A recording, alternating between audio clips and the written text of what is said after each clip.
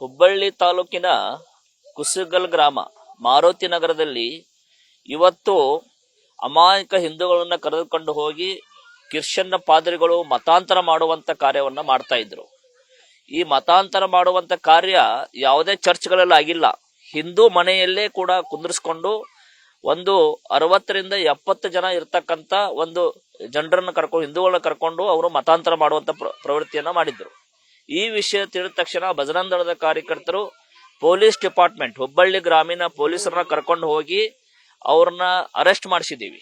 Arrest ಮಾಡಿಸಿ ಈಗ inspector Channanna ಅವರು ಹೇಳಿದ್ದಾರೆ, ಅವ್ರ ಮೇಲೆ ಸೂಕ್ತ ಕ್ರಮ ತಗೊಂತೀನಿ ಅಂತ ಹೇಳಿದ್ದಾರೆ. ಅವರು ಒಪ್ಕೊಂಡಿದ್ದಾರೆ ಇನ್ಸ್ಪೆಕ್ಟರ್ ಹತ್ರ, ಹೌದು ನಾವು ಯೇಸುವನ್ನ ಪ್ರಾರ್ಥನೆ ಮಾಡ್ಲಿಕ್ಕೆ ನಾವು ಹೋಗಿದ್ದೀವಿ ಅಂತ ಹೇಳಿದ್ದಾರೆ.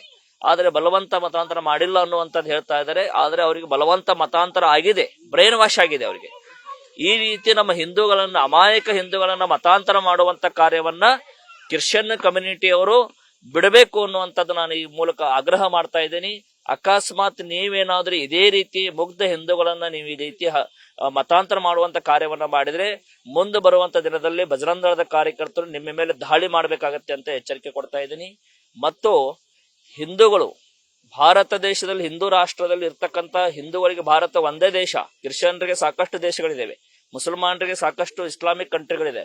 ಆದರೆ ಭಾರತದಲ್ಲಿ ಹಿಂದೂಸ್ತಾನದಲ್ಲಿ ಹಿಂದೂಗಳಿಗೆ ಇರುವಂತದ್ದು ದೇಶ ಅಂದ್ರೆ ಒಂದೇ ದೇಶ ಭಾರತ. ಅದಕ್ಕೋಸ್ಕರ ಹಿಂದೂಗಳನ್ನ ನಾವು ಉಳಿಸ್ಕೊಳ್ಬೇಕಾಗಿದೆ. ಅದಕ್ಕೋಸ್ಕರ ಬಜರಂಗ ದಳ ಕಾರ್ಯಕರ್ತರು ಇವತ್ತು ಅವರೆಲ್ಲರನ್ನೂ ಸ್ಟೇಷನ್ ಕರ್ಕೊಂಡ್ಬಂದು ಮತಾಂತರ ಆದಂತವ್ರನ್ನ ವಾಪಸ್ ಅವ್ರನ್ನ ಹಿಂದೂ ಧರ್ಮಕ್ಕೆ ತರುವಂತ ಕೆಲಸವನ್ನ ಮಾಡಬೇಕು ಅಂತ ಹೇಳಿ ನಾನು ಇನ್ಸ್ಪೆಕ್ಟರ್ಗೆ ಆಗ್ರಹ ಮಾಡಿದ್ದೀನಿ. ಶಿವಾನಂದ ಸತ್ತಿಗಿರಿ ಇವರು ಕುಂದಗೋಳ ತಾಲೂಕಿನಿಂದ ಒಂದಿಷ್ಟು ಹಳ್ಳಿಗಳಿಂದ ಬಂದಿದ್ದಾರೆ ಮತ್ತು ಕೊಪ್ಪಳದಿಂದ ಬಂದಿದ್ದಾರೆ, ಹಾಗೂ ಹುಬ್ಬಳ್ಳಿ ಗ್ರಾಮಾಂತರದಿಂದ ಹಳ್ಳಿಗಳಿಂದ ಬಂದಿದ್ದಾರೆ. ಹುಬ್ಬಳ್ಳಿಯವರಿದ್ದಾರೆ ಮತ್ತು ಸಣ್ಣ ಸಣ್ಣ ಮಕ್ಕಳ್ರಿ, ಒಂದು PUC ಓದುವಂತ ಹುಡುಗಿ, ಒಂದು ಡಿಗ್ರಿ ಓದುವಂತ ಹುಡುಗಿ, ಎಜುಕೇಶನ್ ಮಾಡುವಂತ ಮತ್ತು ಸಣ್ಣ ಸಣ್ಣ 5 ವರ್ಷ 10 ವರ್ಷ ಮಕ್ಕಳು ಸತ್ಯ ಕರ್ಕೊಂಡ್ ಬಂದಿದ್ದಾರೆ. ತಲೆ ಇದೆಯಾ ನಿಮಗೆ? ಯಾವ ರೀತಿ ನೀವು ಷಡ್ಯಂತ್ರ ಮಾಡ್ತಾ ಇದ್ದೀರಿ?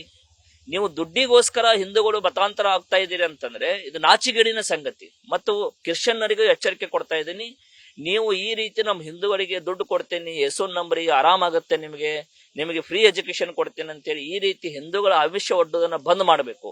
ಅಕಸ್ಮಾತ್ ಬಂದ್ ಮಾಡದೇ ಇದ್ರೆ ಮುಂದೆ ಬರುವಂತ ದಿನದಲ್ಲಿ ಯಾವುದೇ ಒಂದು ನಿಮ್ದು ಚರ್ಚ್ಗಳು ಉಳಿಯುವುದು ಬಹಳ ಕಷ್ಟ ಆಗತ್ತೆ ಅನ್ನುವಂಥದ್ದನ್ನ ನಾನು ಈ ಸಂದರ್ಭದಲ್ಲಿ ಹೇಳ್ತಾ ಇದ್ದೀನಿ.